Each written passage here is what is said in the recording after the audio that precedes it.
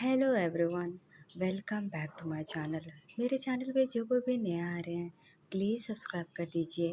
Video को like और comment करके ज़रूर बताना आज की स्टोरी आप सभी को कैसी लगी। तो चलिए स्टोरी शुरू करते हैं। पिछले पार्ट में हमने देखा था मिस्टर लैन। मैं इस वक्त बहुत बिजी हूँ क्योंकि आज रात के लिए मेरा किसी और के साथ अपॉइंटमेंट है, इसलिए मुझे अभी चलना चाहिए। ये बोलकर विन वो चेक लेकर कमरे से बाहर चला जाता है।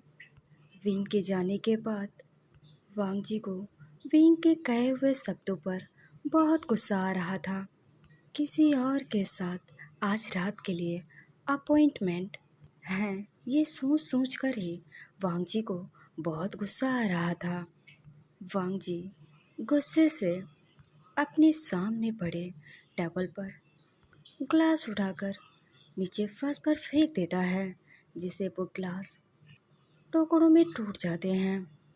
वांग जी गुस्से से कहता है, वो किसी के साथ कुछ भी करे, मुझे क्या फ़र्क पड़ता है। मुझे इतना गुस्सा क्यों आ रही है। वो किसी के साथ कुछ भी करे, आई डोंट केयर। ये बोलकर वांग जी वहाँ से सीधा अपने ऑफिस के लिए निकल जाता है। विन क्लब से निकलने के बाद सीधा हॉस्पिटल आता है क्योंकि विन के फ़ोन पर काफ़ी सारे कॉल्स आए थे। विन सीधा डॉक्टर के पास जाता है जो अपने कैबिन में बैठकर विन का आने का वेट कर रहा था। वो डॉक्टर जैसे ही विन को देखता है, अरे आप आ गए। मैंने आपको कितने सारे कॉल किए, आपने मेरा फ़ोन नहीं उठाया। डॉक्टर की बात सुनकर विंग माफ़ी मांगते हुए कहता है, आई एम सॉरी डॉक्टर, मैं किसी काम में फंस गया था। वो कैसी हैं? क्या वो ठीक है? उन्हें कुछ होगा तो नहीं ना? विंग की बात सुनकर डॉक्टर विंग की तरफ देखते हुए कहता है, दरअसल उनकी हालत कल रात को बहुत ख़राब हो गई थी। आपकी ग्रैंडमदर आपसे बार बार मिलने की जिद कर रही थी, इसलिए मैंने आपको कॉल किया। डॉक्टर की बात सुनकर विंग का दिल जैसे धड़कना ही बंद कर दिया। जब ये डॉक्टर देखते हैं तो विंग को शांत करवाते हुए कहते हैं, पर आप फिक्र मत करो, वो अभी ठीक है। डॉक्टर की बात सुनकर विंग एक राहत का सांस लेता है। डॉक्टर विंग से कहते हैं, मैंने उनका कीमोथेरेपी शुरू कर दिया है क्योंकि वो उनके पास टाइम बहुत कम है। हमें उनके इलाज जल्द से जल्द शुरू करनी होगी। देखो विंग, मैं तुम्हें झूठा दिलासा नहीं दे सकता। तुम्हारी ग्रैंडमदर अभी लास्ट स्टेज पर है। हमें नहीं पता उनके बचने के चांस कितने हैं, लेकिन फिर भी तुम उन पे इतने सारे पैसे खर्च कर रहे हो। डॉक्टर की बात सुनकर विंग के आंखों में आंसू आ जाते हैं। विंग जल्दी से अपने आंसू को साफ करते हुए कहता है, आप कैसे बातें कर रहे हो डॉक्टर? मेरे पास उनके अलावा इस दुनिया में है ही कौन? मेरे पास सिर्फ मेरी ग्रैंड मदर ही है जिसे मैं अपना कह सकता हूँ। अगर मैं उन्हें खो दिया तो मैं अकेला पड़ जाऊँगा। मेरी ग्रैंड मदर के अलावा मेरा इस दुनिया में कोई नहीं है।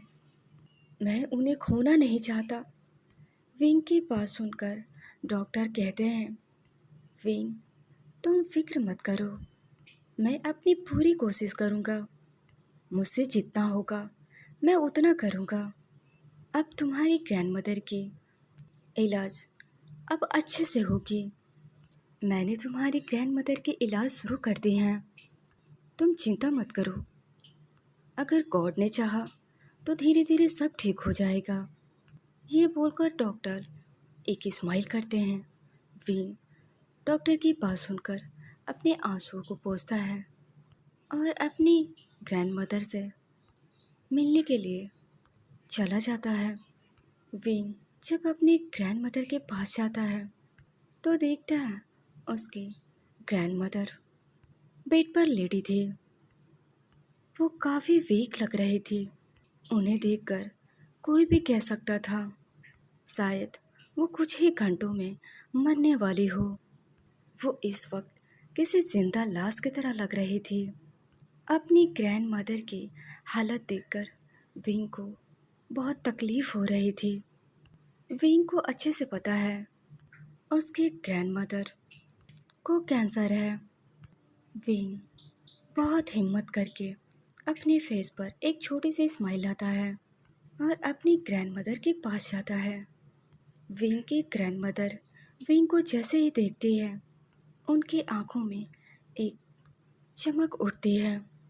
वो अपना हाथ आगे करके विंग को अपने पास बुलाती हैं। ये देखकर विंग जल्दी से अपनी ग्रैंडमदर के पास जाता है। विंग अपनी ग्रैंडमदर के हाथ अपने हाथों में लेते हुए कहता है, ग्रैंडमदर, आप कैसी हो? आज मैं डॉक्टर से मिला। उन्होंने कहा आप बिल्कुल ठीक हो जाएंगी, आपको कुछ नहीं होगा। डॉक्टर ने कहा आप अच्छे से रिकवर हो रही हैं, इसका मतलब आप बहुत जल्द ठीक हो जाएंगी। आप बिल्कुल भी चिंता मत करना ग्रैंड मदर, आप पहले जैसे बिल्कुल ठीक हो जाएंगी। विंग की ग्रैंड मदर विंग के फेस को अच्छे से देख रही थी। उन्हें पता था विंग उनसे झूठ बोल रहा है, क्योंकि जिस हालत में वो थी वो सिर्फ मौत की तरफ ही ले जा सकते हैं।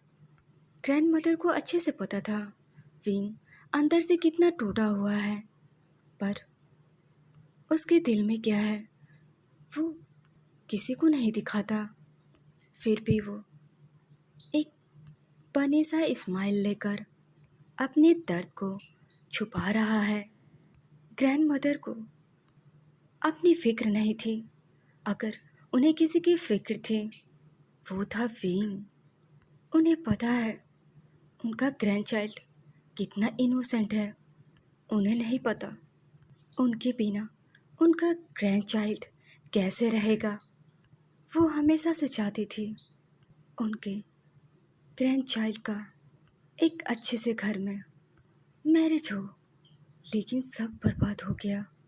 उन्हें पता है विंग की लाइफ आज उनकी वजह से बर्बाद हुई है।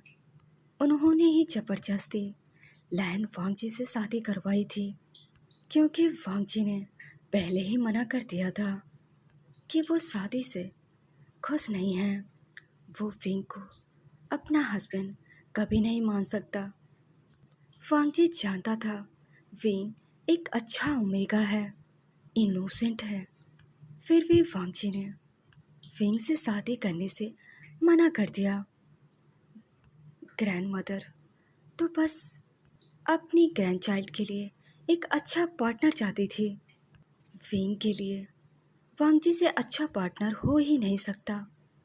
वो हमेशा से चाहती थी वांगजी विंग का ख्याल रखे, विंग से प्यार करे, लेकिन सब उल्टा हुआ। उन्हें लगता था विंग के लिए वांगजी से अच्छा पार्टनर कोई और नहीं हो सकता। इसलिए ग्रैंड मदर की एक आखिरी इच्छा थी कि वो दोनों शादी कर ले। इसलिए वांगजी मजबूर होकर विंग से शादी के लिए मान गया, क्योंकि इन सब के पीछे मैडम लैन चिंग हैंजुंग चाहते थे। वो हमेशा से चाहते थे विंग उनके घर का सन इन लॉ बने। इसलिए उन्होंने वांगजी के सामने ये शर्त रखी। वांगजी मजबूर होकर विंग से शादी के लिए मान गया।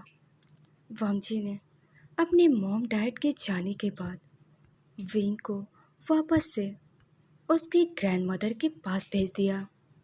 तब से लेके आज तक विंग हमेशा से अकेला रहता आया है। उसने कभी किसी से शिकायत नहीं की, ना अपनी ग्रैंडमदर से और ना ही मैडम लैन चिंग हैंजुन से। ग्रैंडमदर विंग की आंखों में देखते हुए कहती हैं, मुझे झूठा दिलासा देने की ज़रूरत नहीं है विंग।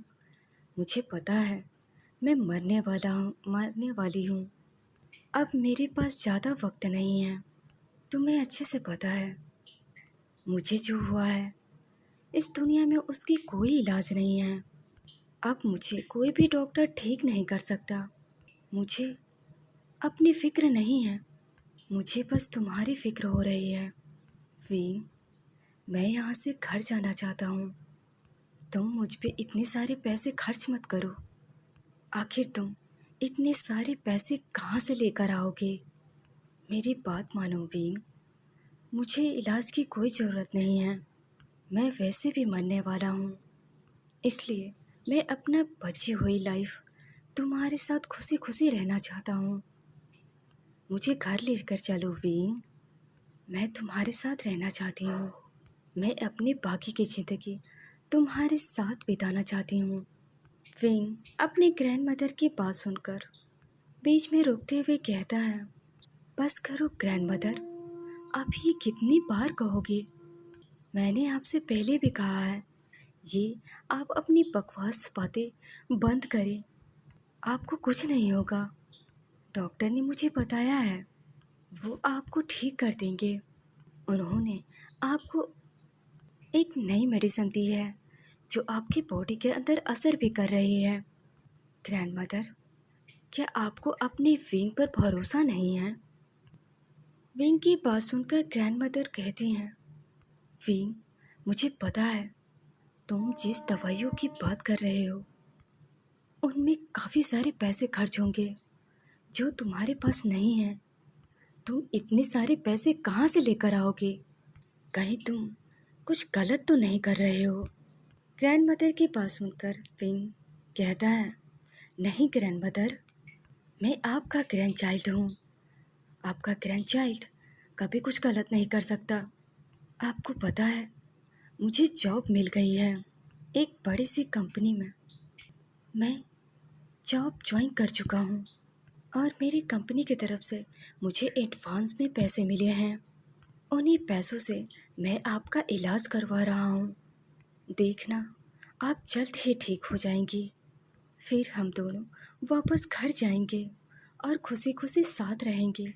विंग की बात सुनकर विंग की ग्रैंड मदर थोड़ी उदास हो जाती हैं।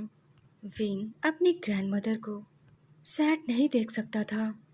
विंग अपनी ग्रैंड मदर के फोरहेड पर किस करते हुए कहता है, ग्रैंड मदर, आप जानती हो ना मैं आपसे कितना प्यार करता हूँ। मॉम डैड के जाने के बाद एक आप ही तो थी जो मेरा बचपन से लेकर आज तक ख्याल रखती आई हैं। और मैं आपके लिए इतना भी नहीं कर सकता? आप मेरे यकीन करो, मैं आपको कुछ नहीं होने दूंगा। मुझे आपको बचाने के लिए जो कुछ भी करना पड़े मैं वो सब करूंगा। विंग की बात सुनकर ग्रैंड मदर विंग के सर पे हाथ फेरते हुए कहती हैं, मैं भी तुमसे बहुत प्यार करती हूँ। अपनी ग्रैंड मदर की बात सुनकर विंग को बहुत तकलीफ़ होती है। उसे अपने हार्ट में पेन हो रही थी, फिर भी वो अपने दर्द को अपने अंदर ही छुपाए रखता है। आखिर ये गॉड मुझसे चाहते क्या है? मेरी बचपन में ही मेरे मुझसे मेरे मॉम डैड को छीन लिया। अब वो मुझसे मेरी ग्रैंड मदर को क्यों छीनना चाहते हैं? क्या मुझे मेरे हिस्से की खुशी नहीं मिलनी चाहिए? क्या मैं खुशियाँ डिजर्व नहीं करता? अब तो उसकी शादी भी टूट चुकी थी। अब उसकी आखिरी सहारा उसकी ग्रैंड मदर है। क्या विंग उसे भी खो देगा? नहीं, ऐसा नहीं हो सकता। विंग अपनी लाइफ में सब कुछ खोता आ रहा है, पर अपनी ग्रैंड मदर के लिए जो करना पड़े वो करेगा। ये सब सोचकर विंग अपने आंसू को रोक नहीं पा रहा था, लेकिन वो अपनी ग्रैंड मदर के सामने रोना नहीं चाहता था। मैंने अपनी ग्रैंड मदर को बचाने के लिए क्या कुछ नहीं किया। यहाँ तक अब तो मैं वर्जिन भी नहीं रहा। अब मैं कैसा फील कर रहा हूँ मुझे क्या पता। मैं खुद से हार रहा हूँ। क्या मुझे मेरी खुशियों की हिस्से को खुशियाँ नहीं मिल सकती? मैंने धीरे धीरे सब कुछ तो खो दिया। मेरे पास एक ग्रैंड मदर ही तो बची है जिसे मैं खोना नहीं चाहता। मैं अपनी ग्रैंड मदर की जान बचाने के लिए किसी भी हद तक जाऊंगा। मुझे जो करना पड़े मैं वो करूंगा। वैसे भी मेरी जिंदगी पहले ही हेल बन चुकी है। अब मैं गंदा भी हो चुका हूँ। अब तो मेरी सोल भी प्योर नहीं है। मैंने अपने ही हाथों अपनी लाइफ को बर्बाद कर दिया है, पर मुझे कोई रिग्रेट नहीं है। मैं अपनी ग्रैंड मदर को तड़पता हुआ, तड़प कर मरते हुए नहीं देखना चाहता। I am sorry grand mother. आपका विंग अब वो पहले वाला विंग नहीं रहा। I am sorry. ये बोलकर सोचकर विंग जल्दी से अपने आंसुओं को पोंछ लेता है और अपनी ग्रैंड मदर को मेडिसिन दे देता है।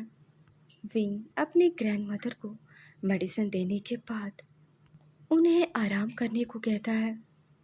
तभी वहाँ एक नर्स आती है। विंग उस नर्स को अपनी ग्रैंड मदर की ख्याल रखने को कहता है। ये बोलकर विंग अपने छोटे से अपार्टमेंट के लिए निकल जाता है। विंग अपने अपार्टमेंट जाते वक्त पेन की मेडिसिन ले लेता है। विंग बहुत डरा हुआ था। उसे ना जाने क्यों वांग जी से बहुत डर लग रहा था। विंग की तबीयत काफ़ी ज़्यादा ख़राब थी। वांग जी के साथ नाइट में जो कुछ भी हुआ, पूरी नाइट वांग जी ने जिस तरह से विंग के साथ इंटीमेट हुआ था, उसकी पूरी बॉडी पेन कर रही थी। विंग को अपने बॉडी में इतना पेन महसूस हो रहा था कि वो उस पेन को बर्दाश्त भी नहीं कर पा रहा था। विंग अपार्टमेंट में जाने के बाद नूडल्स रेडी करता है और उसे खाने के बाद विंग मेडिसिन ले लेता है और अपने बेड पर जाकर लेट जाता है। विंग बहुत थका हुआ था और वो पेन में भी था, इसलिए लेटते ही उसे नींद आ जाती है। अब 2 घंटे बाद विंग की आंखें खुलती हैं तो वो टाइम देखता है। उफ, मैं तो लेट हो गया। जल्दी से उठो विंग। विंग जल्दी से बेड से उठता है और अच्छे से रेडी होता है। अच्छे से रेडी होने के बाद क्लब के लिए निकल जाता है। जब विंग क्लब पहुंचता है तो क्लब का मैनेजर विंग को देखकर विंग को अपने पास बुलाता है। जब विंग क्लब के मैनेजर के पास जाता है, सर आपने मुझे बुलाया? क्लब का मैनेजर विंग की तरफ देखता है और कहता है, ओह विंग, अच्छा हुआ तुम आ गए। मैं तुम्हारा ही वेट कर रहा था। मैंने तुम्हें फ़ोन पर एक एड्रेस सेंड किया है। आज रात के लिए तुम्हें वही जाना है। मैनेजर की बात सुनकर विंग अपने फ़ोन को देखता है। जैसे ही अपने फ़ोन पे पड़े मैसेज को देखता है तो उसकी आंखें शौक से बड़ी हो जाती हैं। लैंड मेंशन, मुझे वहाँ क्यों जाना है?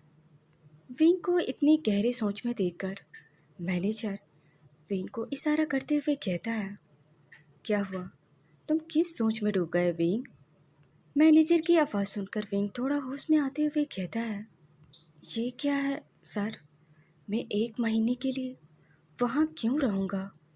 सर ये कुछ ज़्यादा नहीं हुआ? वो पर्सन मुझे 1 महीने के लिए अपने साथ क्यों रखना चाहता है? विंग की बात सुनकर मैनेजर अपने आइज़ को रोल करते हुए कहता है, इस अपॉर्चुनिटी के लिए सभी लोग मर रहे हैं और तुम्हें मिल रही है तो तुम मना कर रहे हो। ये चाइना का सबसे बड़ा बिजनेसमैन है। इसके पीछे हजारों लड़कियां पागल है। मेल हो या फीमेल, इसे सभी अपना बनाना चाहते हैं। पर तुम क्या सोच रहे हो? इसने तुम्हें चुना है, इसलिए तुम्हें वहाँ जाना है। तुम्हें किसी और के पास जाने की ज़रूरत नहीं है। पूरे 1 महीने के लिए तुम मिस्टर लैंग के साथ ही रहोगे। वो जो बोलेंगे तुम वही करोगे। तुम उन्हें किसी भी चीज़ के लिए मना नहीं करोगे। आज रात तुम्हारी फ्लाइट है और तुम लैंड मेंशन जा रहे हो। ये एक हैंडसम बिजनेसमैन है जो चाइना का यंगेस्ट बिजनेसमैन है जो काफ़ी हैंडसम है। कम से कम कोई ओल्ड मैन तो नहीं है। तुम बहुत लकी हो जो तुम मिस्टर लैन के साथ 1 महीने रहोगे। अब चलो, जल्दी से रेडी हो जाओ और जल्दी से उस एड्रेस पर पहुंचो। और हाँ, ध्यान रहे, लेट नहीं होनी चाहिए। मिस्टर लैन को झूठ बोलने वाले और अपने कामों में लेट होने वाले लोग उन्हें बिल्कुल नहीं पसंद। वो अपने कामों को परफेक्टली करते हैं, इसलिए तुम्हें टाइम पर जाना होगा, नहीं तो मिस्टर लैन के गुस्से से कोई नहीं बचा सकता। मिस्टर लैन को लेट करने वाले लोग, झूठ बोलने वाले लोग और धोखा देने वाले लोग उन्हें बिल्कुल पसंद नहीं। अब चलो, फटाफट रेडी हो जाओ। मैनेजर की बात सुनकर विंग अपना सर हाँ में हिलाता है, क्योंकि विंग इस वक्त बहुत कंफ्यूज था। उसे किसी भी हालत में पैसे कमाने थे। उसे पैसों की बहुत ज़रूरत थी। अब उसे किसी भी हालत में इस काम को पूरा करना ही होगा, चाहे वो चाहे या ना चाहे। उसकी अपनी मर्जी हो या ना हो, ना जाने उसकी डेस्टिनी और उससे क्या क्या करवाएगी। मैनेजर के जाने के बाद विंग अच्छे से रेडी होता है और एड्रेस पर निकल जाता है।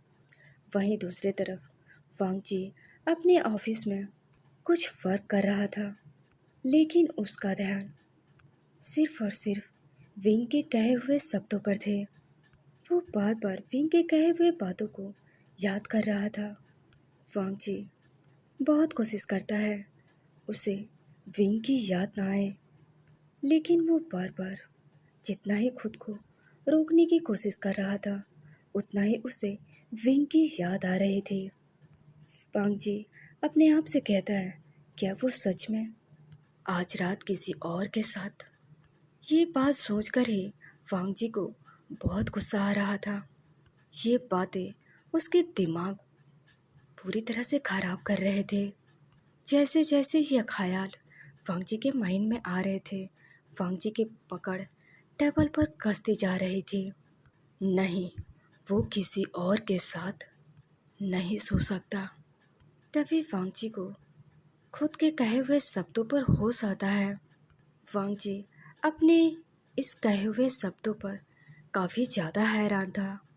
उसने मेरे साथ क्या कर दिया है जो मैं उसके ही बारे में सोचे जा रहा हूँ। वो कुछ भी करे, मुझे क्या फ़र्क पड़ता है।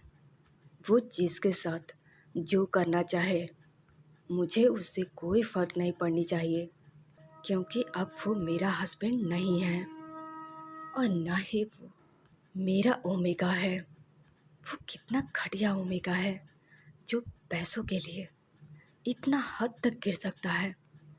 ये बोलकर वांग जी फिर से अपने कामों में लग जाता है। वांग जी अपने आप को पूरे दिन काम में बिजी रखता है। अब वांग जी के ऑफिस वर्क खत्म हो जाती है। वांग जी सीधा अपने मेंशन आता है। वांग जी सीधा अपने रूम में आता है और अपने काउच पर बैठते हुए अपने आंखों को बंद कर लेता है, क्योंकि वो बहुत थका हुआ था। वो थोड़ा खुद को रिलैक्स करना चाहता था। वांग जी अपने हेड को काउच पर टिका देता है। कुछ देर इसी तरह लेटने के बाद अपनी आंखों को खोलता है। वांग जी की आंखें काफ़ी डार्क हो चुकी थी। उसकी दोनों मुठियाँ कसी हुई थी। वांग जी गुस्से से अपने फ़ोन की तरफ देखता है जो टेबल पर रखा हुआ था, लेकिन फिर भी वांग जी अपने आप को अपने ख्यालों से बाहर आने को कहता है। इन्नफ वांग जी, ये तुम क्या कर रहे हो? तुम उसके बारे में क्यों सोच रहे हो? वो ओमेगा घटिया है। वो कुछ भी करे, वो अब तुम्हारा हस्बैंड नहीं है। वो किसी के साथ कुछ भी करे, तुम्हें इससे फर्क नहीं पड़नी चाहिए। ये बोलकर वांगजी गुस्से से अपनी जगह से खड़ा हो जाता है और फ्रेश होने के लिए शावर रूम में चला जाता है। कुछ देर बाद फ्रेश होने के बाद बाहर आता है और सर्वेंट को बुलाता है और उसे कुछ बनाने को कहता है। वो सर्वेंट सीधा ही किचन में जाते हैं और वांगजी के लिए डिनर रेडी कर लेते हैं। डिनर रेडी होने के बाद सर्वेंट वांगजी को इन्फॉर्म कर देता है। वांगजी सीधा डाइनिंग टेबल के पास आता है और बैठ जाता है। डिनर करने के बाद वो अपनी जगह से उठ जाता है। ना जाने आज पूरे दिन वांगजी को कुछ अच्छा नहीं लग रहा था। वो बार बार एक ही शब्द को माइंड में रिपीट किए जा रहा था। वांगजी सीधा जाकर लिविंग एरिया में बैठ जाता है और वो अपनी आंखों को बंद करके कुछ अपने माइंड में इमेजिन करने लगता है। वांगजी उसी चीज़ को इमेजिन कर रहा था जो उसने विंग के साथ किया था। वो मिल्की वाइट ही पूरे बॉडी कितनी सॉफ्ट थी ना। वो वार्मनेस जो विंग से मिली थी, वैसे वांगजी ने कभी किसी दूसरे ओमेगा के साथ ये सब नहीं किया। उसने किया तो सिर्फ विंग के साथ किया। विंग सॉरी वांगजी अपने मन में सोचता है, क्या सच में विंग दूसरे पर्सन के साथ वो सब करने वाला है? क्या वो किसी और के बाहों में होगा? क्या वो किसी और का नाम लेकर बार बार सिसकियाँ लेगा? क्या वो पर्सन विंग के पूरे बॉडी को टच करेगा जैसे मैं कर रहा था? क्या वो पर्सन विंग के साथ वो सब करेगा? क्या विंग वैसे ही सेमलेस की तरह सेड्यूस करेगा जैसे उसने मुझे किया था? उसने मुझसे कहा था आज रात उसकी किसी और के साथ अपॉइंटमेंट है और वो अच्छे से रेडी होकर जाएगा। जिस तरह वो बात कर रहा था, क्या वो उस पर्सन के सामने बिना क्लॉथ का होगा? वांगजी ये सब सोच सोच कर अपने गुस्से को बढ़ा रहा था। वो गुस्से में इतना फ्रस्ट्रेट हो चुका था कि वो अपने आसपास चीज़ों को तोड़ने लगता है। अब वांगजी सारी चीज़ें तोड़ने के बाद अपने फ़ोन की तरफ देखता है और अपने फ़ोन उठाकर बाड़ के मैनेजर के पास कॉल करके कहता है, मैं तुम्हें 1 घंटे का वक्त देता हूँ। मुझे वो ओमेगा मेरे मेंशन में चाहिए, वो भी पूरी तरह से रेडी होकर। अब हमें 1.5 घंटे बाद का सीन दिखाया जाता है। विंग अच्छे से रेडी होकर लाइन मंजिल पहुंचता है।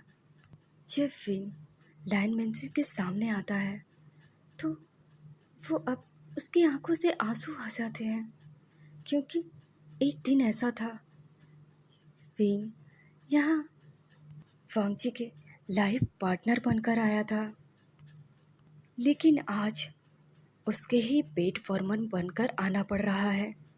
विंग को ये सोचकर ही अपने हार्ट में पेन महसूस हो रही थी। विंग अपने आंसुओं को साफ करते हुए कहता है, विंग अब रोना बंद करो। अब मेरी यही ज़िंदगी है, इसे जीना है। बस मुझे डर इस बात का है, मैं इस मेंशन में पूरे 1 महीने रहूँगा। अगर लैन वांगजी ने मुझे यहाँ बुलाया है तो ज़रूर वो मुझे टॉर्चर करने के लिए ही बुलाया है। पर कोई बात नहीं, मैं अपनी ग्रैंडमदर के लिए उसका टॉर्चर सहने के लिए भी रेडी हूँ। अगर मैं बीच में ही हार मान जाऊँगा और पीछे हट जाऊँगा तो फिर मेरे पास पैसे कहाँ से आएंगे? मुझे ये करना होगा। लैन वांगजी चाहे मुझे जितना भी टॉर्चर करे, मैं वो टॉर्चर सहने के लिए रेडी हूँ। ये बोलकर विंग अपनी आंखों को बंद करता है। उसकी आंखों के सामने उसकी ग्रैंड मदर आ जाती हैं, जिसे देखकर विंग की आंखें नम हो जाती हैं। तो चलिए गाइस, मैं इस स्टोरी को यहीं रोकती हूँ। और हाँ, मैं आप सभी को बता दूँ, यू आर माई डेस्टिनी का पार्ट अभी पूरे नहीं हुए हैं, इसलिए मैं वो शेयर नहीं कर पा रही हूँ। जब वो पूरे हो जाएंगे तो मैं उसे शेयर कर दूँगी। आज की ये स्टोरी आप सभी को